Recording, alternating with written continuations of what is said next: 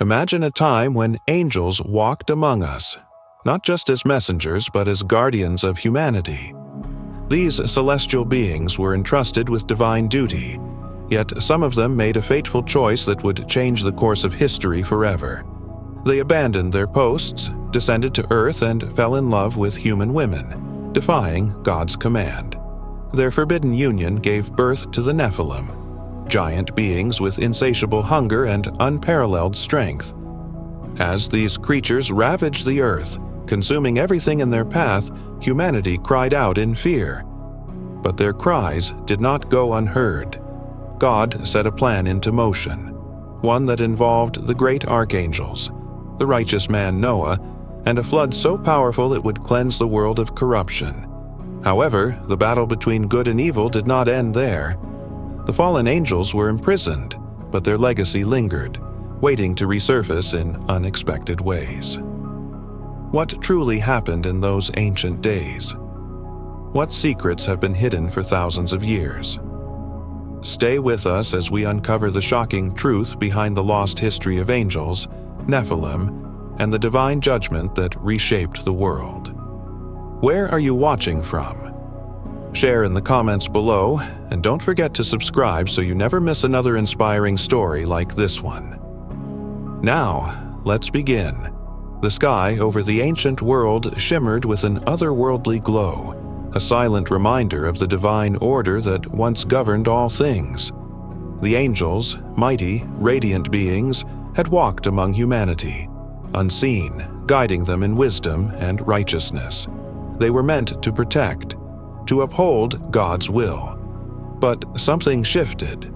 Among them were the Watchers, celestial beings assigned to oversee mankind. They had observed humanity with unwavering duty until something unexpected took root in their hearts. Desire. The beauty of human women captivated them, a temptation they had never known. It was not the admiration of a distant observer. It was something deeper, something dangerous. Samyaza, their leader, was the first to speak the words that had long been forming in their hearts. Brothers, why should we deny ourselves love? Why should we remain bound to the heavens when the earth offers such beauty? His voice was both persuasive and rebellious, laced with a longing that resonated with those who stood before him. One by one, they agreed. They knew what they were about to do was forbidden, yet the pull of their desires was stronger than their obedience. "If we do this, we do it together," one of them declared, his voice trembling with both excitement and fear. And so, in the dead of night, they descended. Their celestial forms dimmed as they took on human flesh, stepping onto the earth not as guardians, but as men. The people of the land had never seen such beings, tall, powerful, with eyes that held the light of the heavens yet burned with a forbidden hunger. The women, unaware of the danger, were drawn to them, their presence both mesmerizing and overwhelming. At first, it seemed as though love had triumphed. The Watchers took wives, and from their unions came children, giants, beings unlike any the world had known before. These were the Nephilim. Towering over men, they possessed an unnatural strength, their appetites insatiable, their hearts untamed. What began as love turned into horror. The Nephilim were not content with the food of men. They consumed everything in their path. Fields were stripped bare, herds of livestock vanished overnight, and soon, their hunger turned towards flesh. Fear spread like wildfire. Villages fell into ruin. Families clung to one another, praying for deliverance. The very angels who had once been entrusted to protect humanity had now brought upon them a nightmare beyond imagination. And in the heavens, God watched. He had given mankind free will, and even the angels had chosen theirs. But the consequences of their betrayal were rippling through creation, distorting the world he had so carefully designed. In the divine realm, the archangels gathered. "This cannot go on," Michael declared, his voice like thunder through the celestial halls. "These fallen ones have corrupted the earth.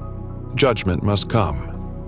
A storm was coming, a reckoning that would shake both heaven and earth. The world had changed. What had begun as a secret defiance of heaven had now become an open nightmare upon the earth. The Nephilim, the unnatural offspring of fallen angels and human women, were unlike anything the world had seen. They were giants, towering above men, their strength far beyond mortal limits. But it was not their size that made them feared. It was their insatiable hunger. At first, they feasted on the abundance of the land. Fields were stripped bare overnight. Livestock disappeared, entire herds devoured without a trace. Farmers stood helpless, watching their hard labor vanish before their eyes. But as the Nephilim grew, so did their cravings. Their hunger became more monstrous, more terrifying. Food was not enough. Then came the first whispers, stories told in fear, in horror.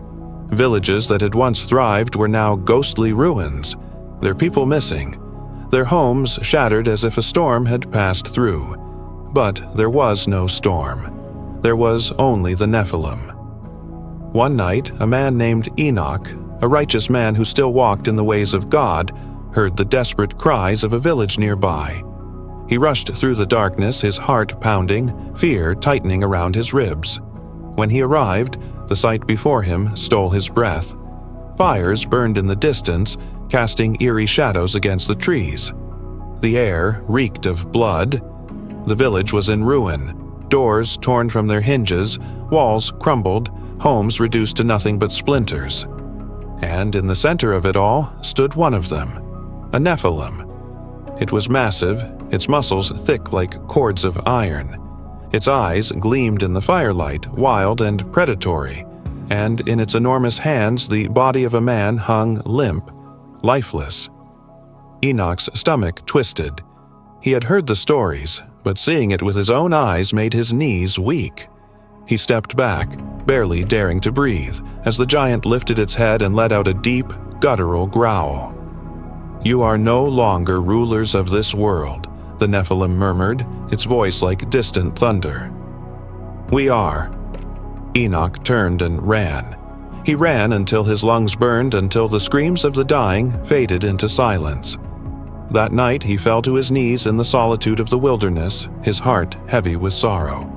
He lifted his hands to the heavens, his voice breaking as he cried out, "Lord, how long will you allow this? How long will you let your people suffer?" And in the heavens, the angels listened. The watchers, the fallen ones, had played their part in this destruction. They had watched as their children spread chaos and fear, but worse still, they reveled in it. They saw themselves as gods, untouchable above all consequence. But they were wrong, because judgment was coming. Far above in the celestial realms, Michael stood before the throne of God. His sword was at his side, his expression grim. "It is time," he said simply. God had watched long enough. The corruption of the earth could not go unpunished. The Nephilim had filled the world with violence, and now heaven would respond. The storm was gathering.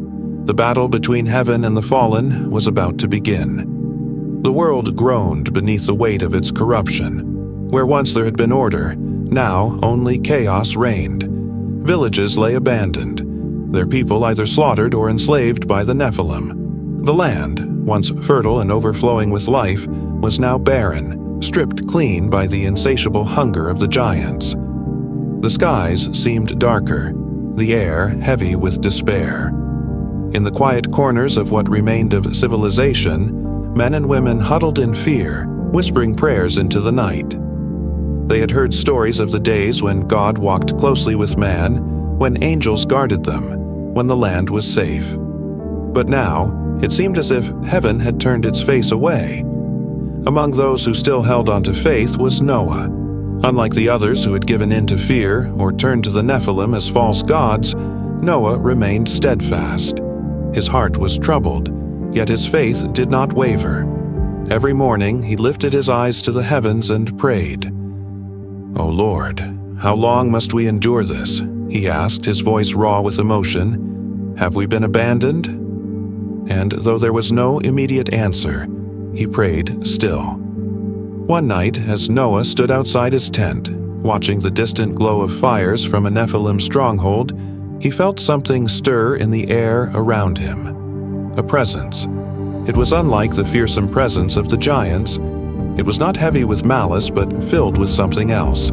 Something powerful. Something holy. Then he heard it. Noah. His breath caught in his throat. The voice was not from this world. It was deep, commanding, yet filled with an immeasurable gentleness. Noah fell to his knees, his heart pounding. "Who speaks?" he whispered. From the shadows, a figure emerged, a being unlike any man. Clad in armor that shimmered like molten gold, with eyes that burned with divine fire, stood an angel. Not just any angel. Michael. "You have been heard, Noah," Michael said, his voice like the rolling thunder, yet filled with an undeniable kindness. "The cries of the righteous have reached the heavens, and the Lord has seen the suffering of his people. Judgment is coming." Noah's hands trembled. "Judgment?" Michael nodded. "The earth has been defiled. The blood of the innocent cries out from the ground, and the wickedness of men and angels alike has reached its fullness." He stepped closer, his expression grave. "But you, Noah, have been found faithful. You and your household shall be spared." Noah bowed his head, his mind racing. "What must I do?" Michael extended his hand, and in it was a vision, one that filled Noah's soul with awe and fear. A great structure, unlike anything man had ever built before. Wood, vast and sturdy, stretching beyond what seemed possible. A vessel, a refuge. "Build this," Michael commanded, "a great ark, for soon the earth will be washed clean." Noah's lips parted in shock. A flood. A destruction so vast it would erase all that had been? Tears burned his eyes. He thought of the world before the Nephilim, before the darkness, before the Watchers had defied their Creator. He thought of those who had perished, those who had suffered, those who had pleaded for mercy. And then he thought of the future, the one God was offering him. Steeling himself, Noah met Michael's gaze. "I will do as the Lord commands." Michael smiled, but there was sorrow in his eyes. "Then prepare yourself, Noah, for what is to come will change the world forever." And with that, the angel vanished into the night, leaving Noah alone beneath the vast, trembling sky. The days that followed Michael's visitation were unlike anything Noah had ever experienced. His heart pounded with the weight of the divine command. Build an ark. He had seen it in the vision, every detail etched into his mind by the hand of God himself. But how could he, a simple man, undertake such a task? Yet he did not hesitate. With trembling hands and unwavering faith, he set to work. The first tree fell with a thunderous crack, echoing through the valley like the first note of a symphony yet to be played. His sons, Shem, Ham, and Japheth, looked at him with uncertainty. "Father, what are we building?" Japheth asked, sweat dripping from his brow as he wiped his hands on his tunic. Noah turned to his sons, his gaze solemn yet filled with conviction. "A vessel of salvation, a refuge for what is to come." And so, day by day, the ark began to take shape. But as the massive wooden structure rose from the earth, so too did the whispers, the mockery, the laughter of those who watched from afar. At first, they were curious. Why would an old man build something so colossal, with no river nearby, no sea in sight? But as the days turned to weeks and the weeks to months, their curiosity turned to ridicule. They gathered around the site, jeering and scoffing. "Look at the fool," one man shouted. "Noah, have you lost your mind? Are you preparing for a storm in the desert?" The crowd erupted into laughter, the sound harsh against the open sky. Noah, his hands rough with calluses, did not pause. He wiped the sweat from his brow and continued to drive the wooden beams into place. His silence only fueled their taunts. One day, as Noah and his sons labored under the scorching sun, A group of men approached, their leader stepping forward with a smirk. His name was Lamech, a descendant of Cain, and his heart was filled with arrogance. "Noah," he drawled, arms crossed over his chest. "You speak of destruction, of a great flood. Do you take us for fools?" Noah met his gaze, his voice steady. "The Lord has spoken. The earth has become corrupt beyond measure. He will cleanse it." Lamech laughed, shaking his head. "And who is this God of yours? Where is he now? If he is real, why does he not stop me from crushing you where you stand?" He stepped closer, his breath hot with the scent of wine. Noah did not flinch. "Because he is patient," he replied, "but his patience will not last forever." Silence hung between them, heavy and thick.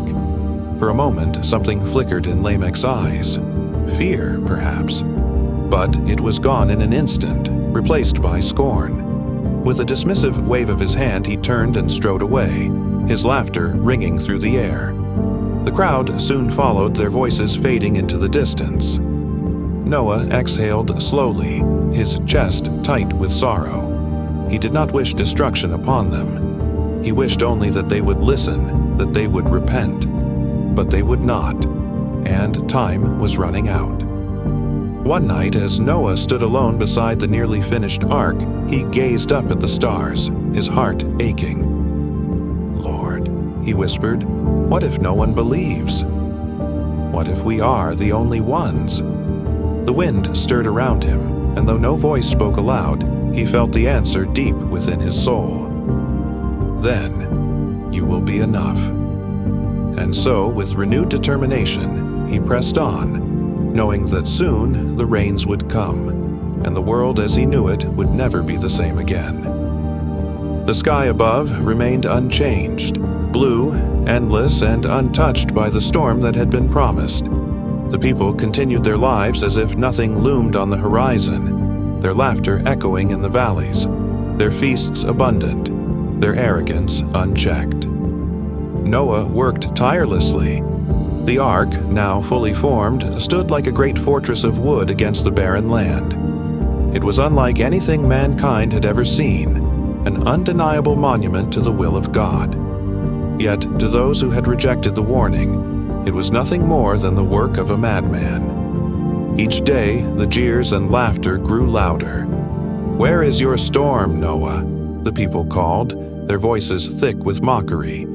"You have built your mighty vessel, but the skies are clear, the rivers calm. Have the heavens forgotten you?" Noah did not answer them. He only continued to prepare, his faith unwavering. He did not build this ark out of fear. He built it out of obedience. Then the command came again. "Gather the creatures." Noah heard the voice in his soul as clearly as if it had been spoken aloud. And so he and his sons set out, gathering 2 of every kind as God had instructed. The task was monumental, yet it unfolded with a sense of divine order. The animals came, not in panic, not in fear, but as if guided by an unseen hand. The great beasts of the land lumbered toward the ark, their heavy steps shaking the earth. Birds of every color and kind filled the skies, circling above before descending gently into the open doors. Even the smallest creatures, the mice, the insects, the serpents, found their way into the ark, each pair moving as if they too understood what was coming. The people watched, their amusement fading into unease. This was no mere coincidence. Something beyond their understanding was at work. Yet still they refused to believe. One evening, as Noah and his family led the last of the creatures into the ark, a group of men approached once more. Among them was Lamech, his eyes burning with defiance. "This is your final warning, old man," he sneered. "Enough of this foolishness. Abandon this madness. Come back to the world and live." Noah met his gaze, sorrow deep in his eyes. "It is not I who have abandoned the world, Lamech. It is the world that has abandoned God." Lamech scoffed, but something flickered behind his bravado. A sliver of doubt, perhaps, a whisper of fear. He clenched his fists, turning away without another word. That night, the wind changed. The air grew heavy, thick with something unseen but undeniable. The sky, though still clear, carried a silence that pressed upon the earth like a weight. Then the voice came one last time. "Enter the ark." Noah, his wife, his sons, and their wives stepped inside. As the last foot crossed the threshold, the great doors of the ark groaned, and then, as if moved by an unseen force, they closed. Outside, the people gathered, staring in silence. For the first time, fear flickered in their eyes. Then the first drop of rain fell, and then another, and then the heavens opened. The first drops of rain were barely noticed. The people laughed as the cool mist kissed their skin, scoffing at the idea that this was the great storm Noah had spoken of. "Is this your mighty flood, old man?" one man jeered, raising his arms to the sky. "A drizzle?" But then the rain began to fall harder. The laughter faded. Dark clouds, thick and unrelenting, swallowed the sky, turning day into twilight. A cold wind howled through the valleys, and the heavens groaned as if mourning the fate of the world. Then the earth beneath them trembled. A deep, unearthly rumble echoed from beneath their feet. Cracks splintered through the ground, and without warning, great torrents of water burst forth from the earth's depths. Springs that had been hidden since the foundation of the world erupted violently, sending rivers surging through the land. The people screamed, their mockery turning to terror. The waters rose fast, too fast.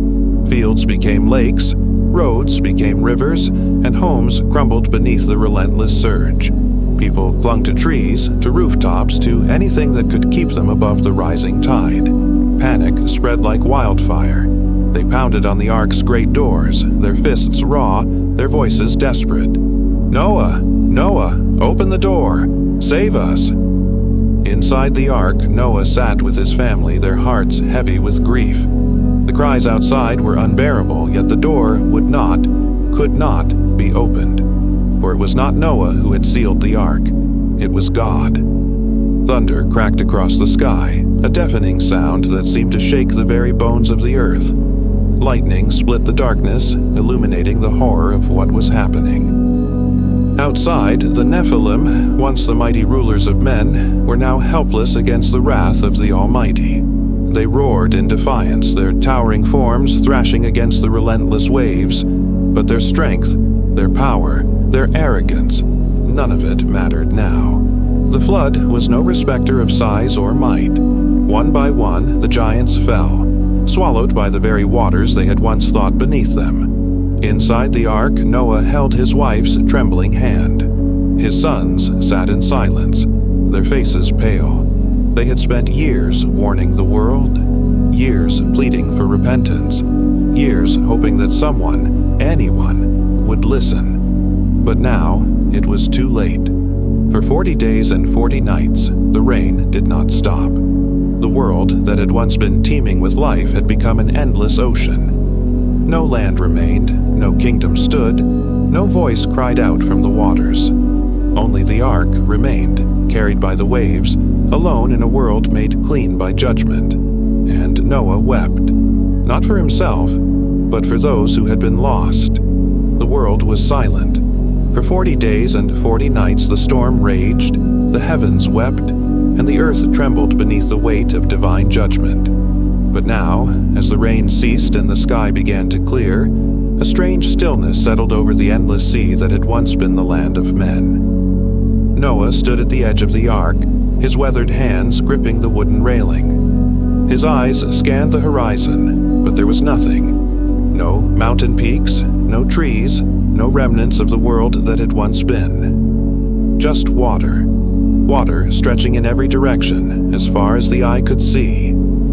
Behind him, his family moved about in quiet routine. The ark, their refuge, had become their world.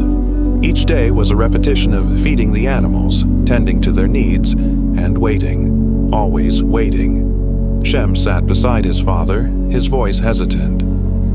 "How long will we drift like this?" Noah exhaled slowly. "Until the Lord tells us otherwise." Faith had brought them this far, but faith did not erase the ache of loss. Though they had been spared, they had lost everything. Friends, neighbors, the only world they had ever known. At night, the ark creaked under the movement of the waves. The sound was constant, rhythmic, like a heartbeat in the stillness, and with it came the whispers of doubt that no one dared to voice. Would they ever see land again? Days turned into weeks. The waters did not yet recede, but the sky grew clearer, and hope stirred in their hearts. One evening, as the sun dipped into the water's edge, Noah sent out a raven. It flew over the endless waters, circling the ark before vanishing into the horizon. But it did not return. Days later, he sent out a dove. The family gathered as they watched it disappear, their hearts clinging to the possibility of a sign. But the bird returned, its wings heavy, finding no place to rest. Noah's wife placed a gentle hand on his arm. "It is not yet time," she whispered, and so they waited. A week passed, and Noah sent out the dove once more. This time, when it returned, something was clutched in its beak, a fresh olive leaf. Tears welled in Noah's eyes. He held the small branch with trembling fingers, his heart swelling with gratitude. Life had survived. God's promise was unfolding before them. Another week later, Noah released the dove again. This time, it did not return. Hope turned into certainty. The waters were receding. The world was being restored. Noah lifted his eyes to the sky. "Soon," he murmured, "soon we will step onto dry land again." And for the first time in a long while, the ark was filled with something that had been missing for months. Joy. The day had finally come. For months, they had drifted over the endless ocean, their world reduced to the creaking wooden ark, the quiet hum of the animals, and the distant whispers of the wind. But now, after so much waiting, the ark had come to rest upon solid ground, Mount Ararat. Noah stood at the threshold of the great vessel, staring at the vast landscape before him. It was different from the world he had known, silent, unmarked by civilization, untouched by the sins of the past. The air was crisp, fresh, as though the earth itself had been reborn.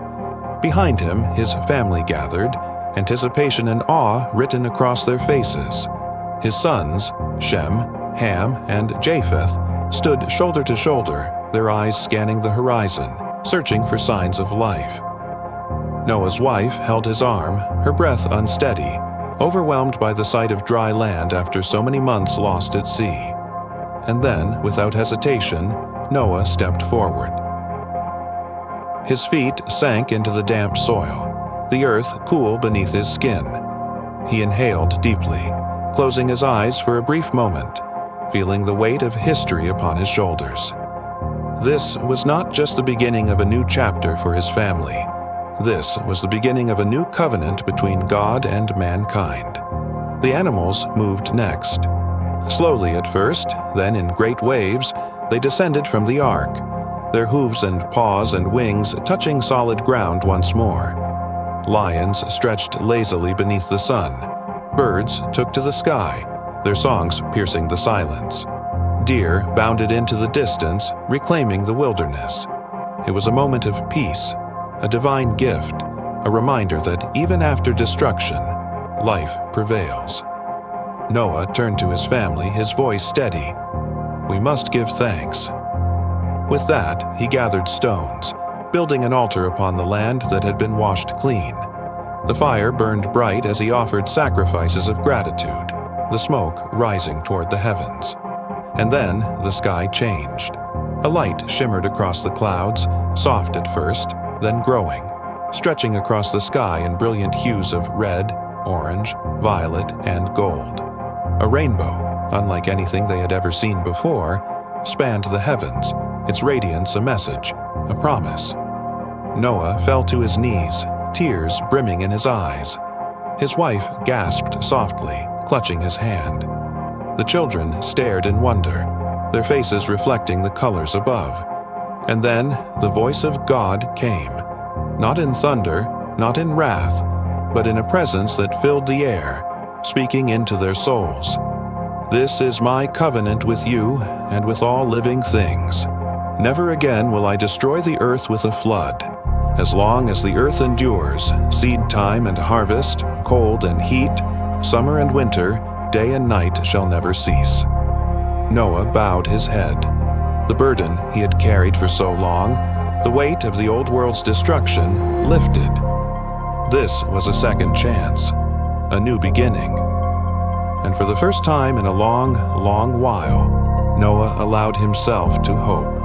The flood had washed the earth clean, but rebuilding would not be easy. Noah and his family stood at the edge of a vast, empty land, untamed, silent, waiting to be filled with life again. The burden of restarting civilization rested on their shoulders, and though the promise of the rainbow had assured them that destruction would never come this way again, the weight of survival pressed upon them. The first days were spent securing shelter using the very trees that had once towered over them. The land, though fresh, was unfamiliar, and the absence of human voices, once drowned out by the sounds of bustling cities and crowded villages, was now deafening. At night, as they sat around the fire, the memories of what had been lost lingered in their hearts.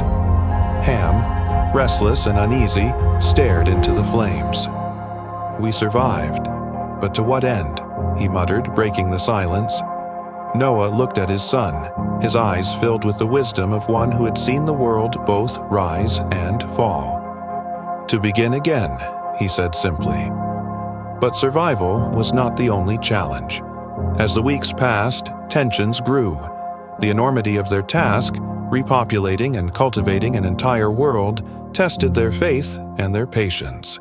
The unity they had held within the ark began to waver as the weight of their new reality settled in. One evening, as the sun dipped behind the mountains, Japheth approached Noah.